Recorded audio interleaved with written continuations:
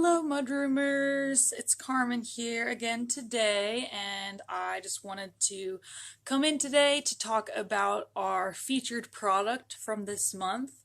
I know we posted a handful of samples of some Stroke and Coat samples, but today I wanted to come in and actually kind of like let you guys know everything that there is to know about Stroke and Coats, because there's a lot of misconceptions out in the market about them.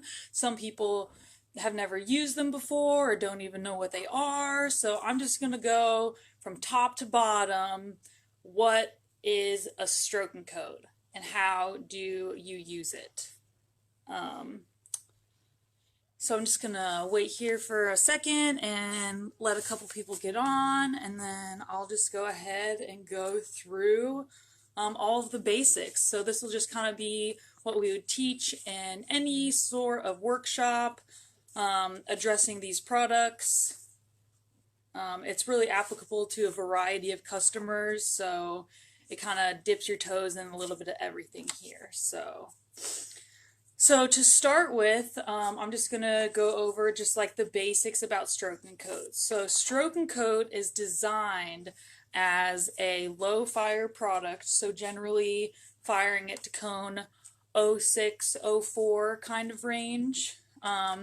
It's a highly opaque and pigmented gloss glaze. So you heard me right, it is a glaze. It will fire glossy. It's not an underglaze or anything like that. You can use it underneath a clear glaze, but if you have your entire piece covered with Stroke and Coat, like you can see in this sample here, it's just going to fire glossy on its own. So this is all Stroke and Coat, no clear glaze, on a earthenware bisque item and fired to cone 06. So beautiful gloss finish, a nice bright colors, and totally opaque coverage at this firing temperature. So the cool thing about Stroke and Coat, beyond its amazing performance at low fire, is the fact that you can bring it up to higher temperatures. So the opacity and the pigments, most of them hold up unchanged at higher temperatures, and there are some colors that are going to shift a little bit when you do bring it up to those higher temperatures. So that is information that we do have available on our label. We have our mid-range color results as well as on our website. So our website showcases the multiple firing ranges for all of our products. So for Stroke and Coat and all of our low fire products, we have cone 06 and cone 6. And then for our mid-range products, we have cone 6 and cone 10 available, just to give you kind of a little bit more information as to how these products perform. So again, Stroke and Coat holds up great at cone 6, and a lot of the colors even look good at cone 10. So that is just an amazing thing about Stroke and Coat. When you are bringing it up to higher temperatures, you're not going to get this crisp, clean line work like this. So usually if you're going to be doing it at higher temperatures, I would recommend using it in layering with other glazes. So here we have Stroke and Coat layered over top of Alabaster. This is Fruit of the Vine over Alabaster. So you're just using it in a glaze combination to bring colors that you might not normally have in your stoneware palette. Or here's another technique where we did it with a little bit of slip trailing with a wash. I know I showed this plate I think last week or the week before. And here we have our Stroke and Coat dots just as like a bright pop of color mixed with some other stoneware products. And here is another great way to use Stroke and Coat at cone 6 would be to just do like some tape and color blocking. So you see it does stay where you put it, but I still wouldn't recommend layering them or doing design work necessarily with these colors. You're not going to get the same kind of crisp and cleanness. If you like a little bit looser design work, that's great, and they're perfect for that, but anything like this, you're going to want to designate to low fire. Or if this is something you're seeking out at cone 6, we do have our stoneware gloss glazes available. This is our Stoneware Gloss Glaze at Cone 6. So as you can see, you do have those beautiful, nice, crisp designs. So the Stoneware Gloss Glazes is what I would recommend if you do want design work at Cone 6. But the Stroke and Coats are amazing to add a nice pop of color at those higher temperatures. So another feature of Stroke and Coat is kind of just like how safe of a product it is. We're always getting asked questions. Is this food safe? Is this dinnerware safe?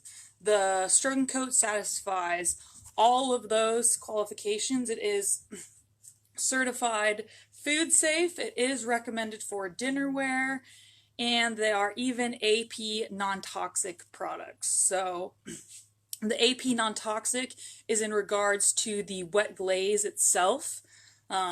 So you're handling the wet glaze, you're playing with kids or something, and the kids get in their mouth or something. There's no worry there at all. There's totally non-toxic. And then the food safe and dinnerware safe recommendations are for the fired and finished glaze, in which food safe is qualifying for leaching of lead and cadmium. These guys don't do that at all. And then the dinnerware safe is a Mako recommendation as to whether it can be used on dinnerware. And that's something that we advise based on kind of the durability of the finished surface, surface texture, things like that. And we do recommend our Stroke and Coat glazes for dinnerware as well. Again, kind of like how I've been touching on, we really love how versatile this product is. It's really, really easy to use for anyone that's using it. We recommend applying 3 coats of glaze generally, but you can apply less coats to have a variety of firing results. So here we have 3 coats of everything, nice opaque coverage. Here I've got a tile sample showcasing different loadings. So here we have a 1 coat application, 2 coat application, and 3 coat application. So as you can see, the opacity and the texture created in the application is going to change based on how many coats you are applying. If you want full opaque coverage with a high gloss finish without applying clear glaze, we recommend to have 3 coats of Stroke and Coat applied onto your piece for that. Another great thing that makes it really versatile for our users is the fact that Stroke and Coat can be applied directly onto greenware. So if you're a teacher or you're paying for all your firings and you're trying to save some time and some money, we'll recommend to just apply directly to the greenware. You can do it on like leather hard or bone dry, just depending on your personal preference. And one thing that you do want to keep in mind is that you want to leave space for outgassing. So generally, we would advise to leave 1/4 to 1/3 of the space for outgassing. So if you're firing to cone 04, generally if you just leave like the bottom or a good section of it unglazed, then that's enough space. Usually with like you're doing like pottery in a studio setting, usually the bottom is a big enough area for outgassing. And then for cone 6, you're not glazing the bottom of those anyway, so that's a great place to leave space for outgassing as well. Sometimes firing on slow can be helpful. The main thing you're worried about in firing single firing is looking for pinholes. So keeping ample time and space for outgassing is really going to be your primary concern when you're doing something like that. So I just want to go ahead and talk to you guys about how to apply a coat of Stroke and Coat, because I think everyone has a little bit of a different hand, and actually having a formal application demonstration is really, really good. Just because everyone does do everything a little bit differently. So I'm just going to get a little bit of Candy Apple Red here. And I'm just going to put it on a tile. I have this variety of brushes that I wanted to kind of show you guys how to use. The soft fan brush is my go-to for full coverage application. So nice solid 3 coats. This will usually be what I'm doing when I'm doing stoneware stuff, full coverage. This script liner is something I would use for doing brush work or any details like this. It's great because you can load a lot of glaze on there, but also still get your nice details in here. And then this is something that I would do for lined work. So all of these are awesome applications for Stroke and Coat, since it is so great for anything that you want to use it for. So I'm just going to condition my brush in a little bit of water up here. I've got my water, squeeze my brush out. And so for full application with Stroke and Coat, you know, I just want to fully load my brush. I'm a pretty heavy glazer, so put it on.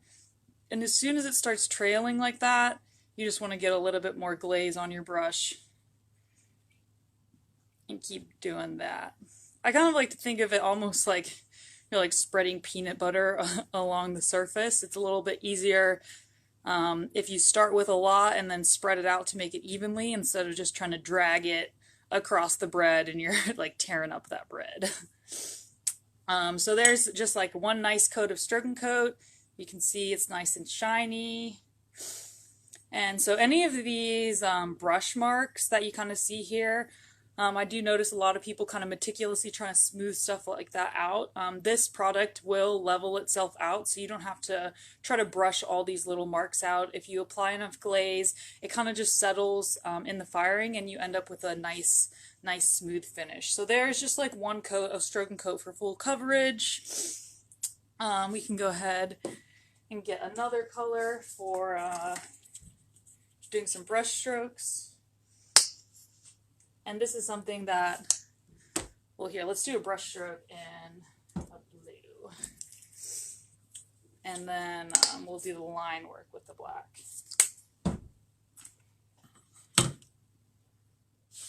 So we'll get our brush stroke with our script liner. So this is something I'm going to fully load it. Well, let's just do a double load so you can see the brush stroke a little better. So I've got my nice fat loading here. I'll double load it with a little bit of the red, do a brush stroke. So this brush stroke application, this is something that I would want to be doing clear glaze over, because as you can see, I'm just doing a single coat. You could also, if you didn't want to apply clear glaze, you could do this over top of a base coat, which you could do with Stroke and Coat, or even our foundation glazes are really good for doing base coats. So if you don't want to apply clear glaze over this area, since you're only doing 1 or 2 coats and there's not a background color, you could always do a base color. And then finally we'll do our line work. I like to load my liner brush with a little bit of water and pull it through the Stroke and Coat, and this really helps the glaze flow off the brush a little bit better, since the glaze does have that gum in it. It's just kind of can get stuck up in your brush.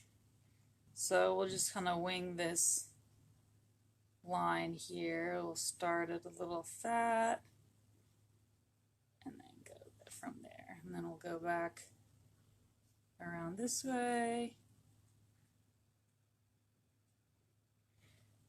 And this is still kind of wet, so it's probably going to get blurry in here.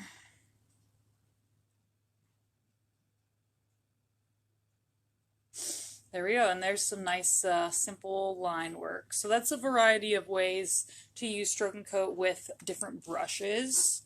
And then also there's a lot of different techniques that you can do with Stroke and Coat as well. So as I showed you previously, we had this tile showcasing the brush strokes with 1, 2, and 3 coat application. And then here, as I showed, we have cone 6 doing taping, which is great to do at low fire as well. I love this kind of technique.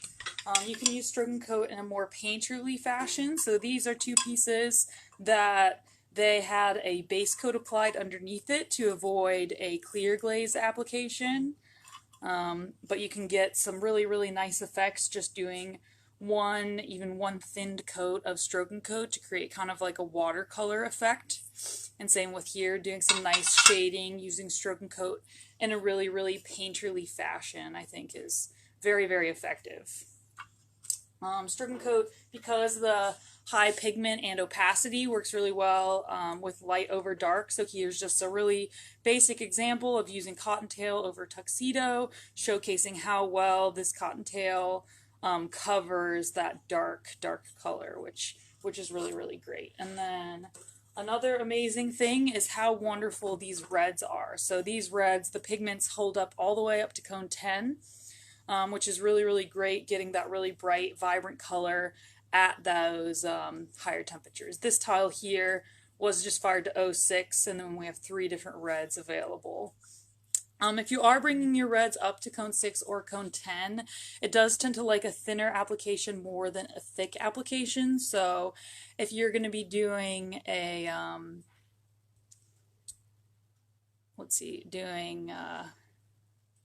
bring it up, you want to do like maybe 2 coats of glaze instead of 3 coats of glaze.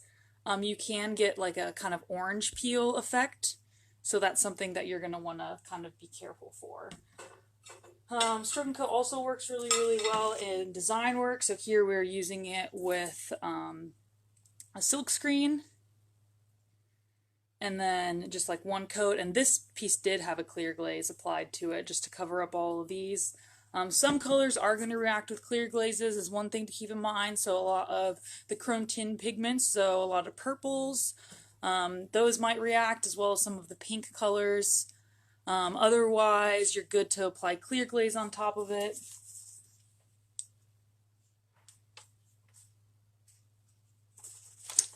Yeah, and so that, I guess, kind of goes over just sort of the basics of Stroken Coats. If you guys have any additional questions, feel free to drop them in the comments. I'll go back and answer these. We'll get this guy up on YouTube so that more people can ask questions about it and it's more available to a broader audience. So I really, really appreciate you guys tuning in. Oh, we do have one question here asking if you can use this with luster. Yeah, you can definitely use most products with luster. Like anything that's going to be fired works pretty well. Like since luster firings is a 3rd firing,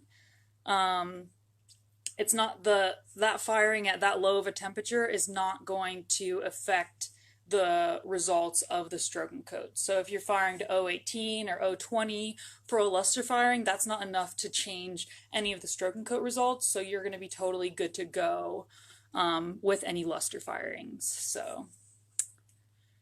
So yeah, if anyone has any more questions, feel free to drop them. If I don't catch it by the end of this video, I will definitely tune back in and answer them later. Again, I'm going to get this up on YouTube, link it on Instagram, so I really, really appreciate all of you guys tuning in today. Please let me know what you thought of this video, and if you have any questions or anything like that, definitely reach out to me. So, yeah, I hope you guys all have a great day. Thanks. Bye.